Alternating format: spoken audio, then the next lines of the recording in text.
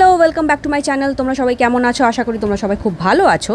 তো যারা এখনও পর্যন্ত আমার আগের ব্লগ সিরিজগুলো দেখোনি তো দেখতে থাকো, কারণ আমি এখন শেয়ার করছি আন্দামানের ভিডিওগুলো। তো আমার এই বেজার মুখ দেখে তোমরা হয়তো ভাবছো যে কেন আমি এরকম এতটা বেজার মুখ করে আছি, কারণ আমরা এখন যাচ্ছি হ্যাভলকে হাড্ডো জেটির থ্রু। কিন্তু আমি একদমই এক্সপেক্ট করিনি যে হাড্ডো জেটির মধ্যে এক ফোঁটা এসি থাকবে না, আর তার মধ্যে এত প্যাসেঞ্জারের ভিড়। আমার মনে হচ্ছিল পুরো ওয়ার্ল্ড থেকে বোধহয় সবাই চলে এসছে আন্দামান ঘুরবে বলে। কিন্তু পরিস্থিতি যেমনই থাক, সমস্ত কিছুকে অতিক্রম করে আমাদের কিন্তু খুঁজে বার করতে হবে খুশিকে, কারণ আমরা এসেছি ঘুরতে। আর খুশির খবর হলো, এখানে আসার পরে আমাদের যে আঙ্কেল আন্টি গ্রুপের সাথে আলাপ হয়েছিল, তারাও আমাদের সাথে সেম বোটে যাচ্ছে হ্যাভলকে। সো ফাইনালি উঠে পড়েছি কিন্তু আমরা আমাদের বোটে। আমার হচ্ছে এই সিটটা আমি নিয়েছি, আমি অনির্বাণকে ছাড়িনি, আর অনির্বাণ আমার পাশে বসে আছে। কোথায় গেলে? আর আমাদের সাথে এখানে এসে যে আন্টি আঙ্কেলগুলোর সাথে আলাপ হয়েছে, গুজরাট থেকে যারা এসছে এখানে ভিজিট করতে, ওদের আমরা হচ্ছি নিচেরটায় নটিকার, মানে এটার ওপর আরেকটা আছে, তো ওদের সিট নাম্বার হচ্ছে ওদের ওপর একটা। তো যাবো কিছুক্ষণ পরে, দেখা করতে যাবো। এতক্ষণ আমাদের সাথেই ছিল, দেখলে যেমন ভিডিওতে তোমরা কিছুক্ষণ আগে। তো এবার ওরা সেটেল হয়ে বসে যাক, তারপর আমরা ওদের সাথে গিয়ে একটু দেখা করে আসবো। তো ততক্ষণ আমরা একটুখানি সেটেল হয়নি, তারপর আবার দেখা হচ্ছে। India's youngest catamaran cruise in service. The weather at our destination is expected to be good, with some broken clouds. They'll try to have them fixed before we arrive. Please pay attention to the safety instruction video. It may not make it to the সিটে বসে নিজেকে একটুখানি গুছিয়ে নিয়েই হাতে কিন্তু নিয়ে নিয়েছি এক কাপ কফি। সামনে দিগন্ত বিস্তৃত সমুদ্রের মায়াবী দৃশ্য আর নৌভ্রমণের অনুভূতি। আর কি চাই মশাই এক্সপিরিয়েন্স আনার জন্য একসাথে? তাই মন ভরে কিন্তু দৃশ্যগুলোকে উপভোগ করছি আর গেঁথে রাখছি মাথায় স্মৃতির অ্যালবামে। আমরা এখন যে ফেরিটা করে যাচ্ছি হ্যাভলকে, সেটার নাম হচ্ছে নটিকা। আর এটার কিন্তু ডিটেলস একটা ডেসক্রিপশন ভিডিও আমার কিন্তু অলরেডি ইউটিউব চ্যানেলে দেওয়া আছে, তোমরা চাইলে কিন্তু দেখে নিতে পারো। লিঙ্কটা আমি ডেসক্রিপশনে শেয়ার করে রাখছি।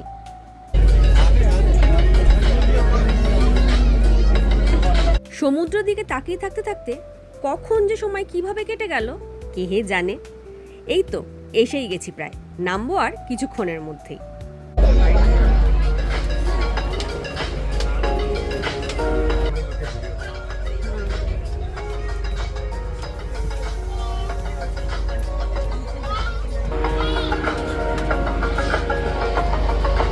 বাইরে গরম দেখো।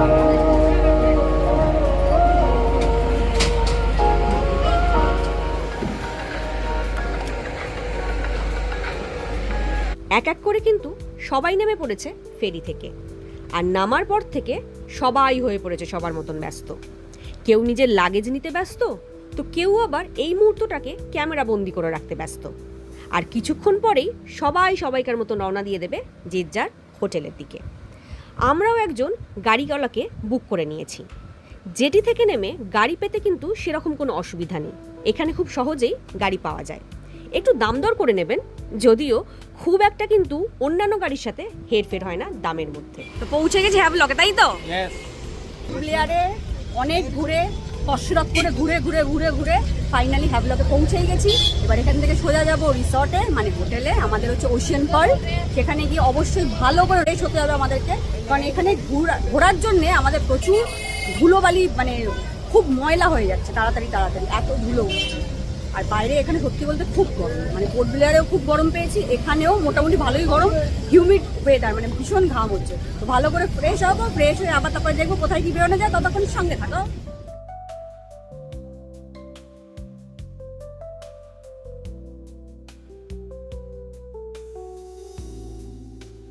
এসে গেছি আমরা আমাদের আজকের ডেস্টিনেশনে। আমাদের হোটেলের নাম হচ্ছে ওশিয়ান পার্ল। আমরা যে মেন রাস্তা থেকে এসছিলাম, ওই যে দূরে দেখা যাচ্ছে গাড়ি, ওইখান থেকেই সোজা ঢুকে আসলে ভেতরের দিকে হচ্ছে আমাদের রিসর্টটা, মানে হোটেলটা। আর এই হোটেলেরই ব্যাক সাইডটা হচ্ছে কিন্তু একদম সমুদ্র, মানে ব্যাক সাইড দিয়ে নেমে যাওয়া যায় সমুদ্রের দিকে। যদিও সেইখানটা কিন্তু স্নানের জন্য উপযুক্ত সমুদ্রের জল না, বাট তাও একটুখানি পা ভেজানোর জন্য তো যাওয়াই যেতে পারে। আমরা কিন্তু তোমাদেরকে পুরো রিসর্টটাই ভালো করে ঘুরিয়ে দেখাবো, কিন্তু তার আগে আমাদের কিন্তু চেক ইন প্রসেসটা কমপ্লিট করে নিতে হবে। আমার কিন্তু বেসিক্যালি ওই ইট পাথরের একদম কংক্রিট যে ফ্ল্যাট বাড়ির মতন রিসর্ট বা হোটেলগুলো থাকে সেগুলো ঠিক পছন্দ লাগে না। তাই বেছে বেছে আমি একটুখানি খুঁজে বার করি এই রকমের যেখানে গাছগাছালি আছে বা ভেতরটা একটু স্পেসিয়াস, মানে হোটেল থেকে নেমে যাতে একটুখানি প্রাণ ভরে নিঃশ্বাসটা নিতে পারি। ওশিয়ান পার্ল এই রিসর্টে কিন্তু আছে টোটাল 3 রকম ক্যাটাগরির রুম। এই যে দূরে দেখা যাচ্ছে এগুলো কিন্তু হচ্ছে বেসিক্যালি ডিলাক্স রুম বা এদের বেসিক রুম, যেটা স্টার্টিং। ডিলাক্স রুমের ঠিক পাশ থেকেই কিন্তু শুরু হয়ে যাচ্ছে ব্যাক টু ব্যাক এক্সিকিউটিভ রুমগুলো। আর এক্সিকিউটিভ রুমের ঠিক অপোজিটেই আছে এদের ডাইনিং এরিয়া, যেখানে তোমরা ব্রেকফাস্ট, লাঞ্চ আর ডিনারটা সারতে পারো। তবে এখানে একটা জিনিস মেনশন করে দিই, এদের কিন্তু সব রুম ট্যারিফের সাথেই কিন্তু ব্রেকফাস্ট ইনক্লুডিং, আর যার টাইমিং হচ্ছে সকাল 8টা থেকে সকাল 9:30। তো আসার প্রসিডিওর যেটা আছে সেটা তো অনির্বাণ কমপ্লিট করছে, আর সেই প্রসেস কমপ্লিট করতে করতেই কিন্তু আমাদের জন্য এসে গেছে ঠান্ডা ঠান্ডা ওয়েলকাম ড্রিঙ্ক। তো চলো আগে ওয়েলকাম ড্রিঙ্কটা খেয়ে আমার অন্তরাত্মাকে ঠান্ডা করে নিই, তারপর তোমাদের সাথে কথা হচ্ছে। এটাকে কুমির থাকে, মানে সাধারণত ম্যানগ্রোভ জঙ্গলের আশেপাশে জলে তো কুমির থাকেই, কিন্তু তা বলে কি করবে? কায়াকিং করবে না? করবে? জল জ্বালা দেখবে? হ্যাঁ, জলের মধ্যে কুমিরটা কামড় নিয়ে নেবে না কুমিরকেও বোটে তুলে নেবে, বলবে আয় তুই একটু কায়াকিং কর, তুই একটু দেখে নে, এই সুযোগ একটু ঘুরে নেবো তোমার সাথে, তাই তো? কুমিরকেও তুলে নেবে বোটে। না কামড় দেবে না, তুমি যদি ফ্রি রাইড দাও। ফ্রি রাইড যদি দাও তাহলে কেন কামড় দেবে? তুমি তো ওকে, হ্যাঁ ব্যাস, ওকে তো তুমি ওঠাবে, ব্যাস, তাহলে আর কামড় দেবে না। রুম আমাদের অ্যালট করা হয়ে গেছে আর আমাদের লাগেজ কিন্তু চলে গেছে রুমে। তাই রুমে গিয়ে একটু আমরা নিজেরা সেটেল ডাউন করে নিয়ে তোমাদের কিন্তু অবশ্যই আশপাশটা পুরোটা ঘুরিয়ে দেখাবো। তো চলো তোমাদের সাথে আমরা এখন চলে যাই রুমের দিকে।